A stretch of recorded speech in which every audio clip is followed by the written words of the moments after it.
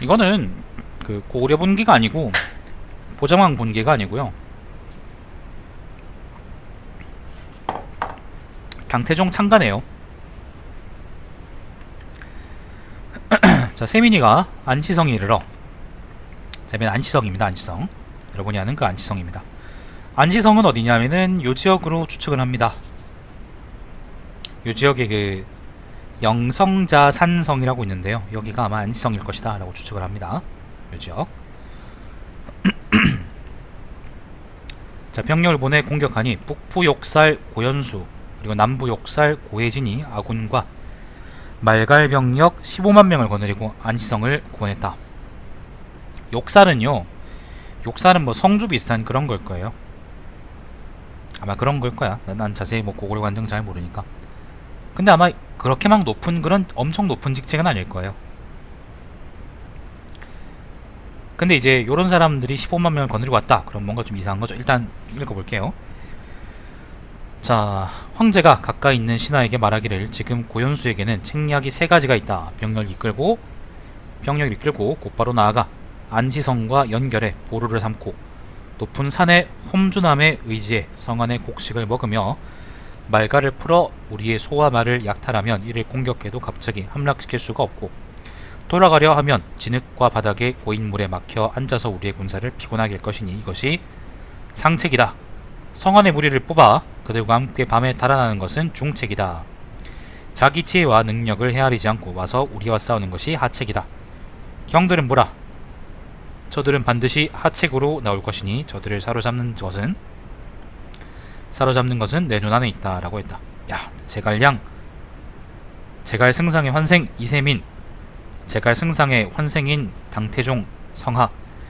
자, 그때 대로 고정이가 나아가 고정이라는 사람이 여기 나오는데요. 관직이 대로죠, 그죠? 대로라는 거는 일종의 이제 그거예요. 그 정부 수반 비슷한 거라고 생각하시면 될 것 같아요. 아무튼 되게 고위직이라고 생각하는데 욕살보다 훨씬 고위직이고요.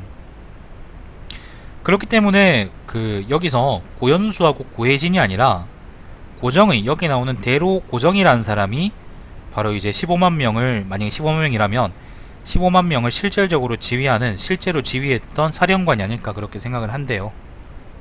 저도 이제 그렇게 생각이 들더라고요. 자, 나이도 많다 그러고, 그죠? 나이도 많고 일에 익숙했다. 고연수에게 일러 말하기를 진왕이 아마 그 세민이겠지? 진왕은 안으로 여러 영웅을 제거하고 밖으로 오랑캐를 복속시켜 독립하여 황제가 되었으니 이는 한 시대에 뛰어난 인재이다. 지금 나라 안에 무리를 거느리고 왔으니 대적할 수가 없다. 나의 계책으로는 병력을 멈추고 싸우지 않고 세월을 호송하며 오래 버텨 견뎌내어 기습 병력을 나누어 보내어 그 식량을 보급하는 길을 끊는 것만 갖지 못하다. 그러니까 그 이세민이 얘기했던 상책이지. 양식이 이윽고 떨어지면 싸우려고 해도 싸울 수가 없고 돌아가려 해도 길이 없으니 곧 이길 수가 있다 라고 했다. 연수는 따르지 않고 군대를 이끌고 곧바로 나아가 안시성을 40리 앞두었다. 자, 아무튼 안시성 근처까지 왔답니다.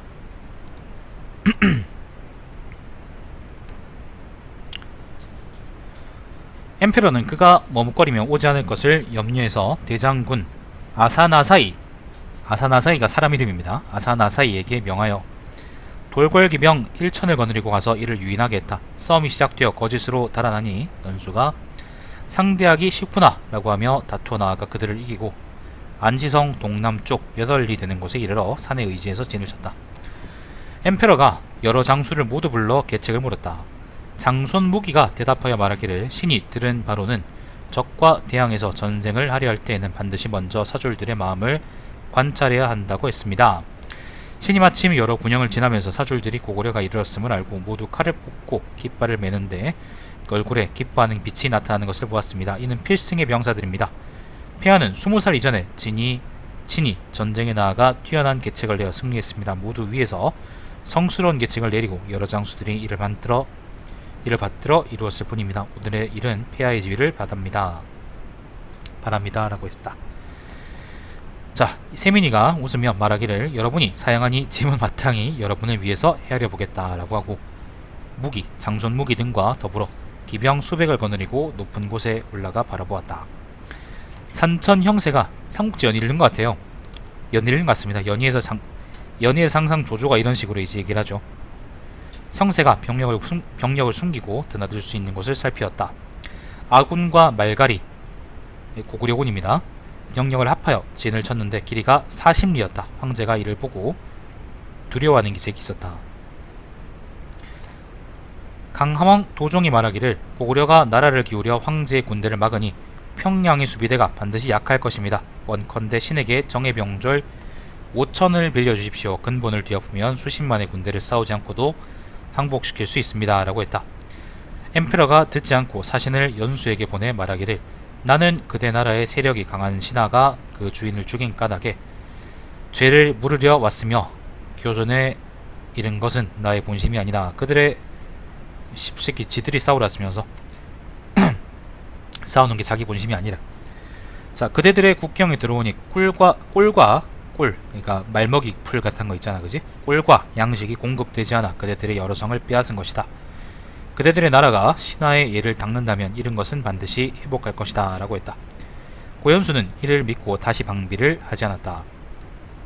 황제가 밤에 문무관을 불러 이를 계획하고 명령을 내리기를 이세적은 보병과 기병 15,000명을 거느리고 서쪽 고개에서 진을 치고 장손 무기와 우진달은 정예 병력 1만 1천을 기습병력으로 삼아 거느리고 산의 북쪽에서 좁은 골짜기로 나와 그 뒤를 공격하겠다.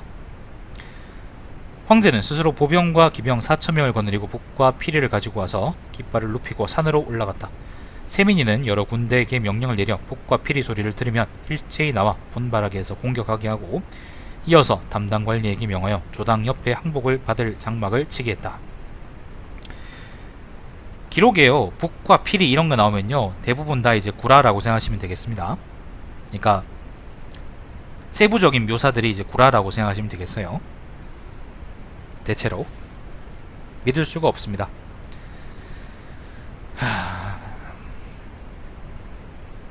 전투 기록이 너무 세세하다 그러면 개구라일 가능성이 높습니다.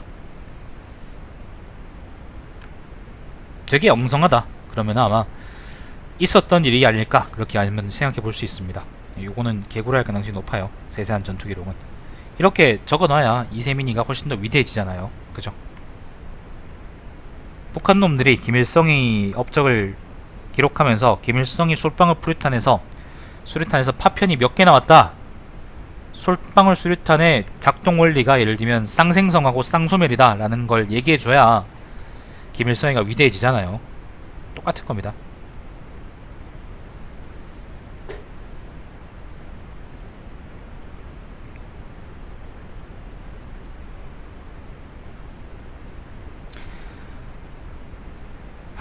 이날 밤에 별똥별이 연수의 진영에 떨어졌다.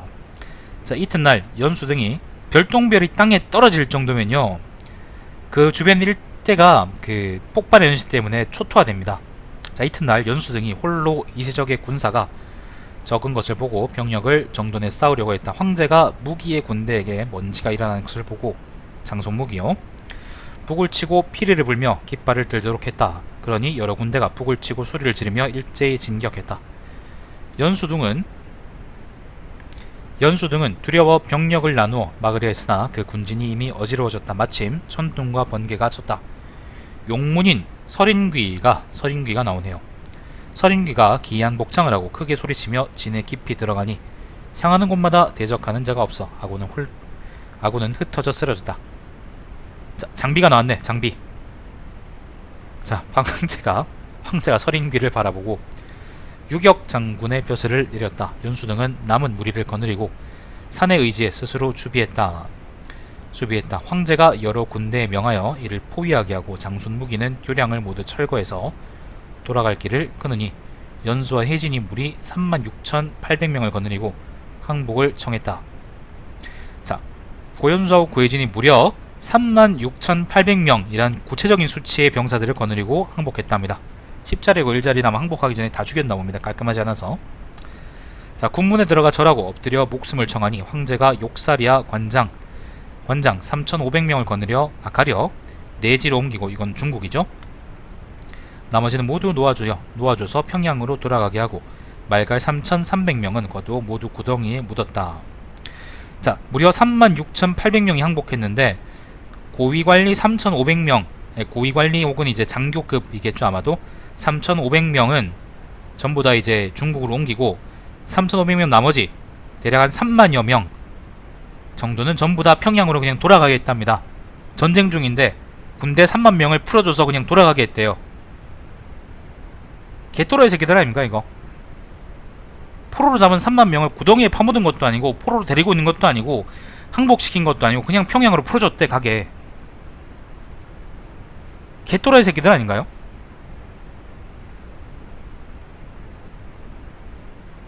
김일성도 이렇게는 안 했겠다. 신성모도 씨발 이렇게는 지민 안 했겠어.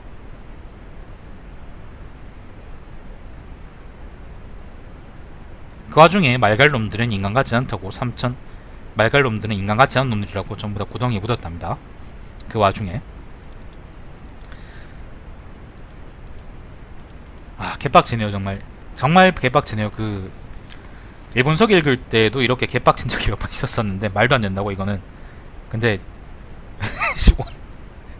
당태종 참가 이건 좀 너무 심하네. 획득한 말이 5만 필과 소가 5만 두와 명광개 1만 벌이고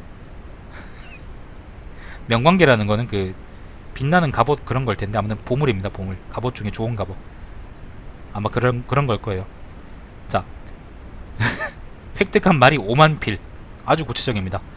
소도 5만 두. 아주 구체적입니다. 도대체 고구려군은 총 수가 15만 명이라 그러긴 했지만 도대체 뭐 어떻게 이걸 끌고 다니는지 모르겠는데 항복한 게 36,800명인데 도대체 어떻게 말하고 소 합쳐서 10만 마리를 데리고 다니는지 모르겠네. 자, 다른 기계도 그 정도였다. 거둥했던 산 이름을 고쳐 주필산이라 했다. 요게 마수산이에요. 고연수를 홍리경으로, 고해진을 산홍경으로 삼았다. 근데 난 좀 이해가 안 되는 게 마수산은 요 지역쯤이라고나 알고 있거든? 근데 마수산의 다른 이름이 주필산인데 나중에 고쳐 부른 게, 근데 이 전투 자체는 이제 안시성 근교에서 했다 그랬잖아. 그러면 이제 주필산 위치가 여기에 되는 거 아닌가? 왜 다른 걸지 잘 모르겠네요. 자, 이게 바로 그 유명한 주필산 전투입니다. 고구려군이 당나라군한테 개깨졌다. 무려 15만 명이 와야 됐다 라고 하는 주필산 전투인데 말이 안 되죠. 보시면은 말이 안 됩니다. 씨발. 말이 안 돼요. 너무 소설 같습니다. 전개가 너무 소설 같아요. 믿을 수가 없습니다. 주필산에서, 주필산인지 아니면 어딘지 모르겠지만 아무튼 안시성 근처에서요. 안시성 근처에서 고구려군이 당군한테 깨졌다라는 거는 예를 들면 납득할 수 있어요. 질 수 있잖아, 그죠? 질 수 있으니까 깨졌다라고 우리가 할 수 있어요. 할 수 있는데, 근데 이렇게 압도적으로 졌다라는 거는 이해할 수도 없을 뿐더러, 그리고 그 뒤에 전투 과정이나 그리고 그런 것도 되게 이상하죠. 몇만 대 몇만의 전투가요 이렇게 하루 만에 끝나는 경우는 잘 없습니다. 보통 며칠 동안 계속 싸우죠. 그러다가 이제 한쪽이 모랄빵 나면 이제 도망가면서 이제 다 잡아 죽이는 거지. 근데 전력 3만 몇천 명이 그대로 호구처럼 그냥 항복해봤다는 것도 이상하고, 그리고 그걸 항복을 받은 이후에 그걸 풀어줬다는 것도 이게 무슨 개병신인지 잘 모르겠고, 그리고 또 이상한 게요. 일단 그 전개 자체는 그렇다 치더라도 아까 보면은 분명히 욕살 고연수 그리고 욕살 고해진 외에 대로 고정이라는 사람이 나와 있었습니다. 대로 고정이라는 사람이 아까 우리가 보통 실질적으로 이때 고구려군 15만 명 믿는다 그러면 15만 명을 지휘하던 사람이 아니었을까, 총사령관이 아니었을까 하는 거고, 그리고 고정이가 말리니까 이제 고연수하고 이제 고해진이가 뛰나가가지고 그 누구예요? 그 이세민이한테 개 깨졌다라는 게 이제 그 주필산 전투잖아요. 여기 삼국사기에 나오는 주필산 전투인데, 만약에 있잖아요. 고연수하고 고해진이 고정이가 진짜로 총사령관이고 고연수하고 고해진이 총사령관이 아니라 예를 들면 말장이었으면 15만 명을 다 데리고 가진 않았을 거 아니야. 전투했을 때 예를 들면 자기가 데리고 가면 예를 들면 뭐 수천 명 혹은 이제 12,000명 정도를 데리고 왔다고 치죠. 그러면은 그 정도 군대가 예를 들면 선봉으로 갔다가 이세민이한테 개깨졌다는 말을 우리가 믿을 수는 있어요. 근데 반대로 생각하면은 그렇게 본다 그러면 15만 명 중에 아직 깨지지 않은 고구려 주력군은 아직 버티고 있다는 거거든요. 남아있다는 얘기가 되는 거고, 안지성을 결국에는 당군이 함락을 못 시킵니다.